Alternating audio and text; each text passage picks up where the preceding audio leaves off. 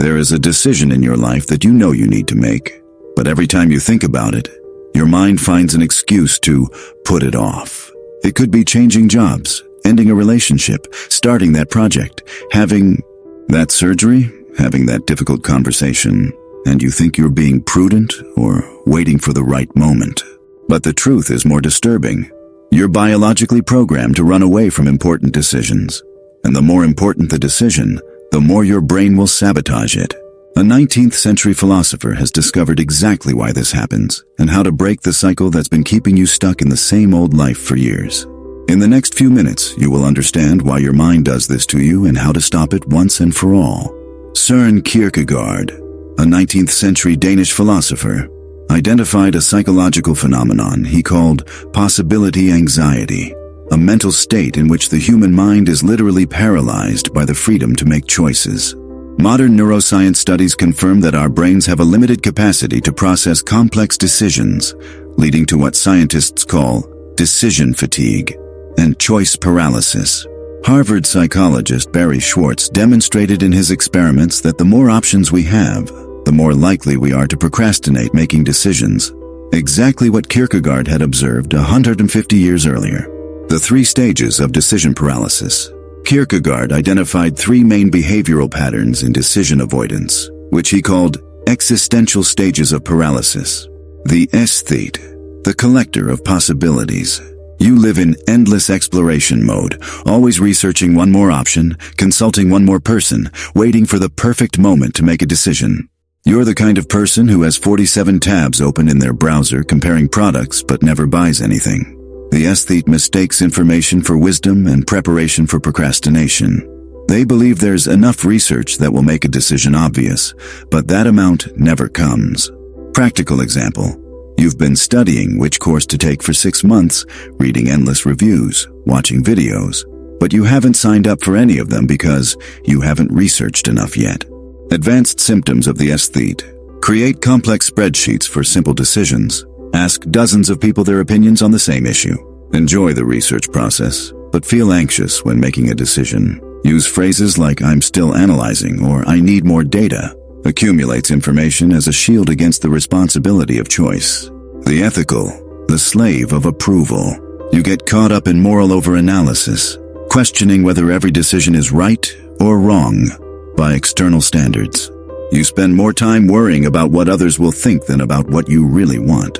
The ethical person outsources their moral compass, seeking external validation that never comes, because at its core, every authentic decision involves some degree of rebellion against the expectations of others. Practical example. You want to change careers, but you are paralyzed by thinking about what your parents, spouse, or society will think, even though you know it is what your heart desires.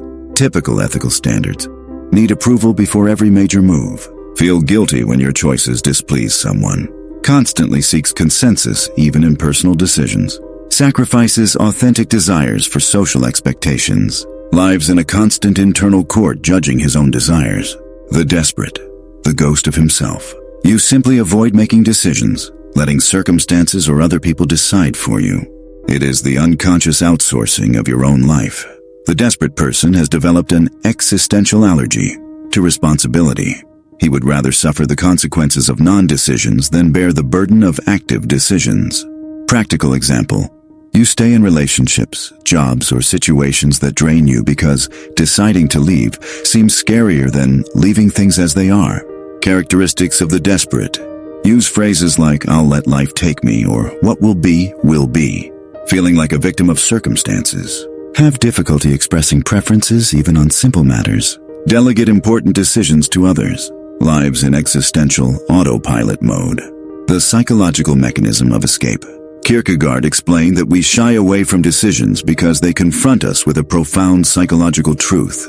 We are radically free and responsible for the consequences of our choices. This freedom generates what he called existential angst, the vertigo of realizing that we can choose any direction, but we will also be responsible for where that choice takes us. It's like standing on the edge of a cliff. Technically, you can jump, and that possibility generates anxiety. The brain, naturally averse to risk, prefers the safety of indecision to the vulnerability of choice. Procrastinating a decision gives us the illusion of keeping all possibilities open, avoiding the grief of the options not chosen. The neuroscience behind paralysis. The prefrontal cortex, responsible for complex decision-making, consumes more energy when we are faced with multiple options. The brain interprets this as a threat and activates avoidance mechanisms. Chronic indecision literally trains our brain to avoid choices, creating a vicious neurological cycle. The devastating consequences of escape. Life by default. When you don't choose, life chooses for you, and they are rarely the best options. You wake up at 40 living the life that happened to you, not the one you built. Chronic anxiety. Indecision doesn't eliminate anxiety, it only perpetuates it. You carry the mental weight of every decision you haven't made, creating constant cognitive overload. Loss of self-confidence. Each avoided decision weakens your confidence in your ability to choose well. You begin to doubt your judgment on increasingly simple matters. Superficial relationships. You avoid making deep commitments, whether to people, projects, or purposes, because commitment requires decision. Multiplied regret. Paradoxically, those who avoid decisions experience more regret, not less. Regret for what was not chosen is more painful than regret for the consequences of an active choice. The phenomenon of borrowed life. When we avoid making our own decisions, we end up living watered-down versions of other people's dreams. Our relationships are echoes of the relationships others want us to have. Our careers reflect the ambitions others have projected onto us. Our personalities become a patchwork of other people's expectations. The pillars of existential liberation. Perfection is impossible. The acceptance of imperfection. There is no such thing as the perfect decision. There is only the decision you make and how you execute it. Perfection is a paralyzing fantasy. Excellence is a liberating process. The right decision is not the one with the best theoretical outcome, but the one you can execute with integrity. Practical principle. I prefer an imperfect decision executed with passion than a perfect decision that never gets off the ground. Responsibility is freedom, the alchemy of personal power. Taking responsibility for your choices is not a burden. It is what sets you free. Only those who choose consciously can consciously change direction. Responsibility is power in disguise. When you accept that your choices create your reality, you discover that you can recreate your reality through new choices. Reality through new choices. Key concept. Victims react, creators respond. The difference is in conscious choice. Identity through action. The sculptor of self. You don't discover who you are through endless introspection, but through the decisions you make. Your identity is built by your actions, not by your thoughts. Kierkegaard revolutionized the concept of self-knowledge. You don't know yourself by observing yourself. You create yourself by deciding for yourself. Transformative insight. Ask not, who am I? Ask, who am I becoming through my choices? Practical methodologies of liberation. The 3 criteria method. The decisional filter. Alignment. Is the decision aligned with your core values? Not with values that you should have, but with values that genuinely resonate with you. Quiz. Could you defend this decision to a wiser version of yourself? Reversibility. If it goes wrong, can you change course? Most decisions are reversible or adjustable. Total irreversibility is rarer than our anxiety would have us believe. Quiz. In the worst-case scenario, would I still have options?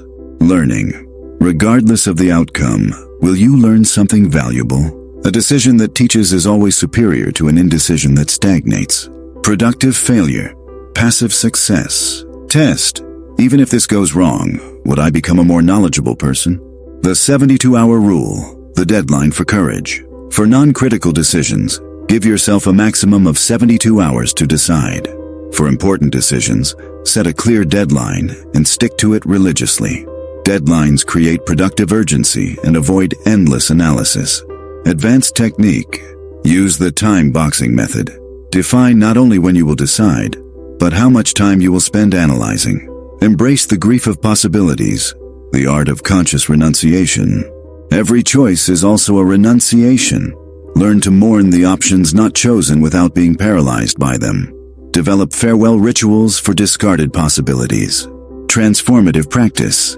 After an important decision, take 10 minutes to consciously say goodbye. to the options you didn't choose. Be grateful that they existed and release them. Advanced concepts for decision masters. The principle of incomplete action. Begin before you are ready. Clarity comes through action, not before it. Kierkegaard discovered that we wait for certainty to act, but certainty only comes through action. Practical application. Instead of planning the perfect business, start by selling something small. Instead of waiting for the ideal relationship, practice intimacy in the relationships you have. The philosophy of the path is made by walking. You don't have to see the whole staircase to climb the first rung. Big decisions are made up of consecutive micro-decisions. The future reveals itself in the process, not in the planning. The concept of radical authenticity. Stop asking, "What should I do?" and start asking, "What do I really want to do?" The difference is subtle but revolutionary. One question seeks external approval. The other seeks internal truth. A future self. Technique. Talking to your future self. Before making important decisions, imagine your 80-year-old self giving you advice. What choice would he, she recommend? Older people rarely regret what they did. They almost always regret what they didn't do. The experimental decision method. Treat big decisions as temporary experiments. Instead of changing careers forever, work in the new field for 6 months. This removes the pressure of final choice and allows for gradual adjustments. The technique of the death scenario. Imagine that you have only 5 years to live. What decisions would you make? This exercise removes the noise of social conventions and connects you to your deepest priorities. The cultivation of decisional courage. The courage to decide is not innate talent. It is developed skill. Every little conscious decision strengthens your decision-making muscle. Start with simple choices and gradually increase complexity. The wisdom of the productive error. Kierkegaard taught that it is better to err by deciding than to err by indecision. Conscious mistakes teach. Unconscious successes do not build capacity. The paradox of limited choice. Paradoxically, having fewer options can facilitate better decisions.